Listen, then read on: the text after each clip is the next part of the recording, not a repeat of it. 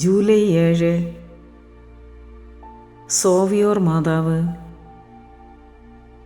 641 കൊള്ളക്കാർ ഇറ്റലിയിലെ സോവിയോർ ഗ്രാമത്തെ സമീപിച്ചപ്പോൾ ഗ്രാമവാസികൾ മാതാവിൻ്റെ രൂപം മറച്ചുവെച്ചിട്ട് മെഡിറ്ററേനിയയിലേക്ക് പലായനം ചെയ്തു. 100 വർഷങ്ങൾക്ക് ശേഷം രാവിലെ നായാട്ടിന് പോയ ഒരു വൈദികൻ ഒരു പ്രാവ് ഒരു മരപ്പൊത്തിലേക്ക് പോകുന്നത് ശ്രദ്ധയിൽപ്പെട്ടതിനെ തുടർന്ന് 3 സഹായികളോടുകൂടെ വന്ന് മാതാവിൻ്റെ മരത്തിൽ തീർത്ത ഒരു പ്രതിമ അവിടെ നിന്ന് കണ്ടെടുത്തു. പിറ്റേന്ന് ആ പ്രതിമ അടുത്തുള്ള ചെസ്റ്റ്നട്ട് മരത്തിൽ തങ്ങി നിൽക്കുന്നതായി ജനങ്ങൾ കണ്ടു.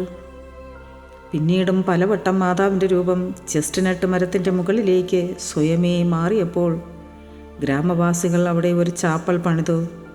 1749 ഓഗസ്റ്റ് 10 മാതാവിൻ്റെ രൂപത്തിൽ കിരീടധാരണം നടത്തി.